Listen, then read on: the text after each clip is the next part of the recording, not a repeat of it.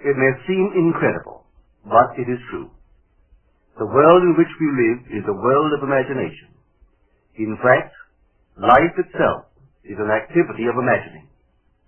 All that we behold, though it appears without, it is within, in our imagination, of which this world of mortality is but a shadow. Nothing appears or continues in being by a power of its own.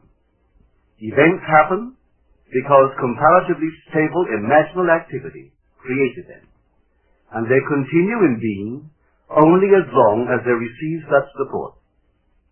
Therefore, the secret of imagining is the greatest of all problems, to the solution of which everyone should aspire. For supreme power, supreme wisdom, and supreme joy lie in the solution of this great mystery. When man solves the mystery of imagining, he will have discovered the secret of causation, and that is, imagining creates reality. Divine imagining and human imagining are not two powers at all, but one. The valid distinction which exists between them lies not in the substance with which they operate, but in the degree of intensity of the operant power itself. Acting at high tension, an imaginal act is an immediate objective fact. Keyed low, an imaginal act is realized in a time process.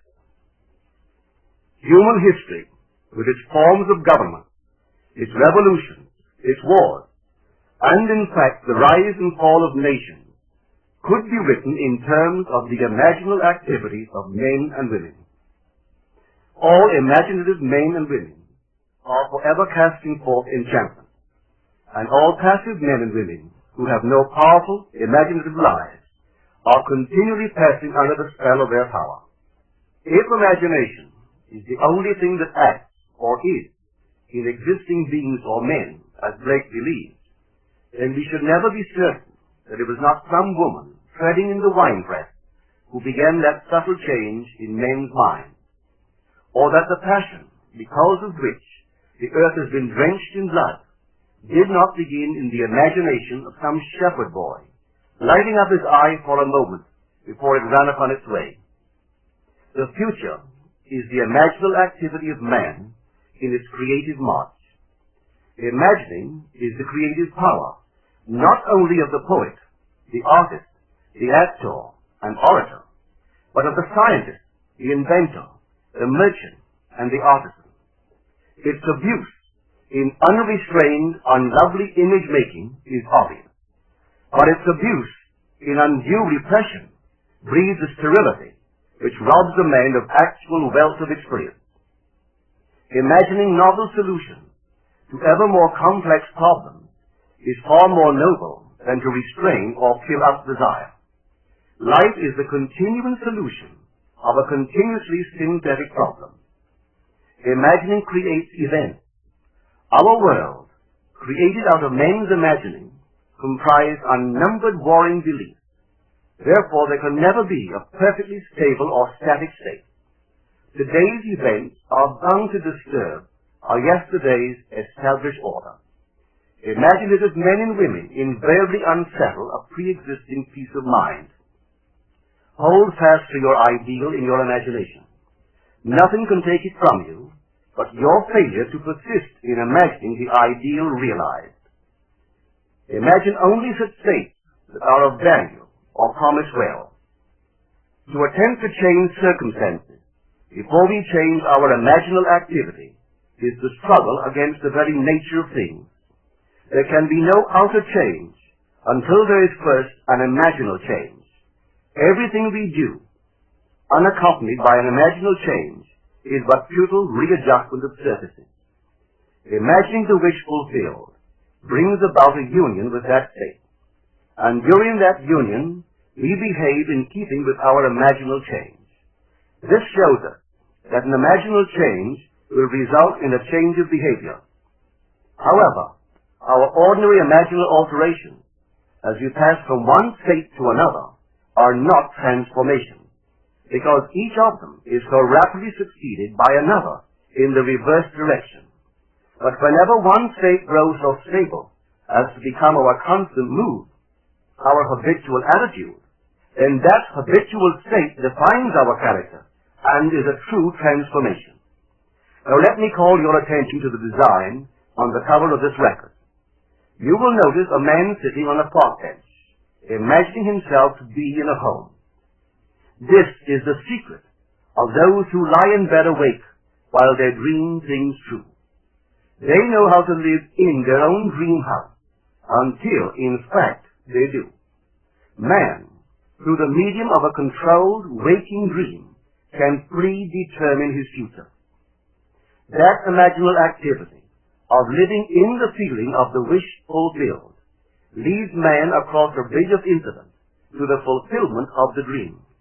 If we live in the dream, thinking from it and not of it, then the creative power of imagining will answer our adventurous fancy, and the wish fulfilled will break in upon us and take us unawares. Man is all imagination. Therefore, man must be where he is in imagination, for his imagination is himself. To realize that imagination is not something tied to the senses or enclosed within the spatial boundary of the body is most important. Although man moves about in space by movement of his physical body, he need not be so restricted. He can move by a change in what he is aware of. However real the scene on which sight rests, man can gaze on one never before witnessed. He can always remove the mountain if it upsets his concept of what life ought to be. This ability to mentally move from things as they are to things as they ought to be is one of the most important discoveries that man can make. It reveals man as a center of imagining, with powers of intervention which enable him to alter the course of observed events, moving from success to success through a series of mental transformations of nature, of others, and himself. How does he do it? Self-abandonment. That is the secret. He has to abandon himself mentally to his wish fulfilled, in his love for that state, and in so doing live in the new state, and no more in the old state. Now we can't commit ourselves to what we do not love, so the secret of self-commission is faith plus love. Faith is believing what is incredible. We commit ourselves to the feeling of the wish fulfilled, in faith that this act of self-commission will become a reality, and it will, because imagining creates reality. Imagination is both conservative and transformative. It is conservative when it builds its world from images supplied by memory and the evidence of the senses. It is creatively transformative when it imagines things as they ought to be, building its world out of the generous dreams of fancy. In the procession of images, the ones that take precedence naturally are those of the senses. Nevertheless, a present sense impression is only an image. It does not differ in nature from a memory image or the image of a wish. What makes a present sense impression so objectively real is the individual's imagination functioning in it and thinking from it. Whereas in a memory image or a wish, the individual's imagination is not functioning in it and thinking from it, but is functioning out of it and thinking of it. If the individual would enter into the image in his imagination, as the design on the cover of this record suggests, then would he know what it is to be creatively transformative. Then would he realize his wish, and then he would be happy. Every image can be embodied, but unless man himself enters the image and thinks from it, it is incapable of birth. Therefore it is the height of folly to expect the wish to be realized by the mere passage of time. That which requires imaginative occupancy to produce its effect obviously cannot be effected without such occupancy. We cannot be in one image and not suffer the consequences of not being in another. Imagination is spiritual sensation. Enter the image of the wish fulfilled, then give it sensory vividness and tones of reality by mentally acting as you would act were it a physical fact. Now this is what I mean by spiritual sensation. Imagine that you are holding a rose in your hand. Smell it. Do you detect the odor of roses? Well, if the rose is not here, why is its fragrance in the air?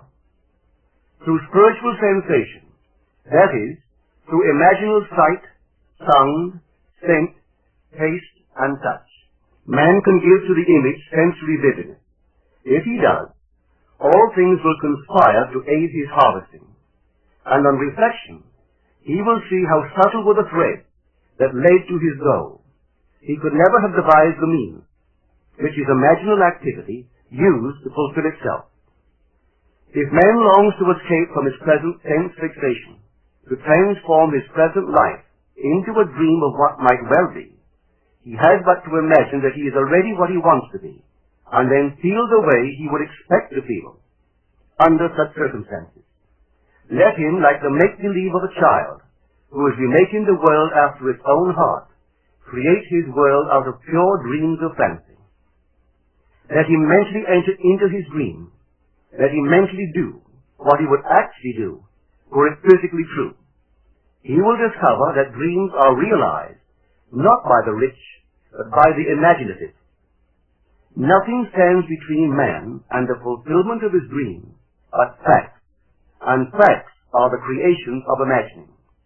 If man changes his imagining, he will change the facts. Man and his past are one continuous structure. This structure contains all of the facts which have been conserved and still operate below the threshold of his surface mind. For him, it is merely history.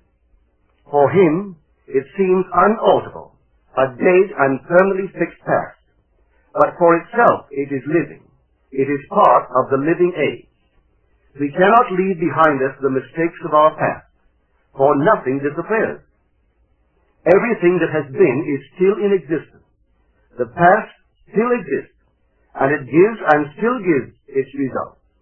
Man must go back in memory, seek for and destroy the causes of evil however far back they lie. This going into the past and replaying a scene of the past in imagination as it ought to have been played the first time, I call revision. And revision results in repeal. Changing our lives means changing the past. The causes of the present evil are the unrevised scenes of the past. The past and the present form the whole structure of man. It is carrying all of its contents with it. Any alteration of content will result in an alteration in the present and future.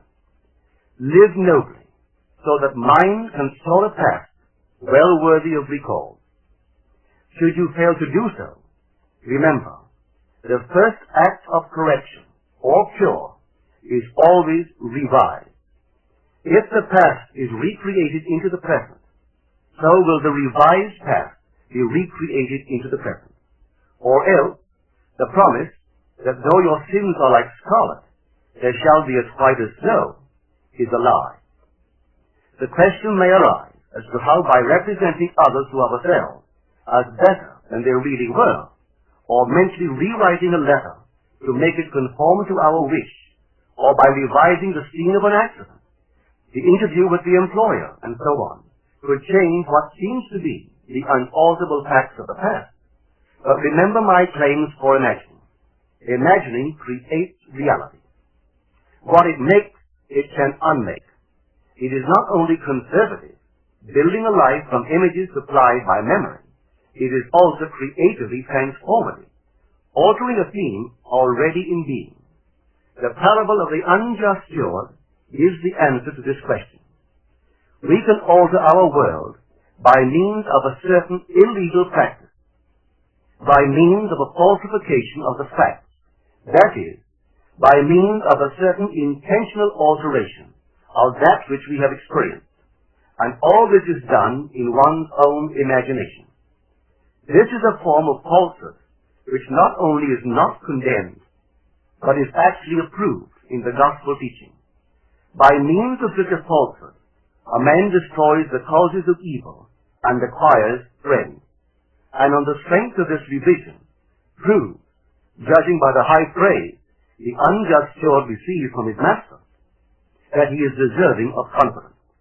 Because imagining creates reality, we can carry revision to the extreme and revise a scene that would be otherwise unforgivable. We learn to distinguish between man, who is all imagination, from those states into which he may enter. An unjust steward, looking at another's distress, will represent the other to himself, as he ought to be seen. Were he himself in need, he would, like the man on the cover of this record, enter his dream house in his imagination and imagine what he would see, and how things would seem, and how people would act after these things should be. Then in this state, he would fall asleep, feeling the way he would expect to feel under such circumstances. Would that all the Lord's people were unjust stewards, mentally falsifying the facts of life to deliver individuals forevermore. For the imaginal change goes forward until at length the altered pattern is realized on the heights of attainment. Our future is our imaginal activity in its creative march. Imagine better than the best you know.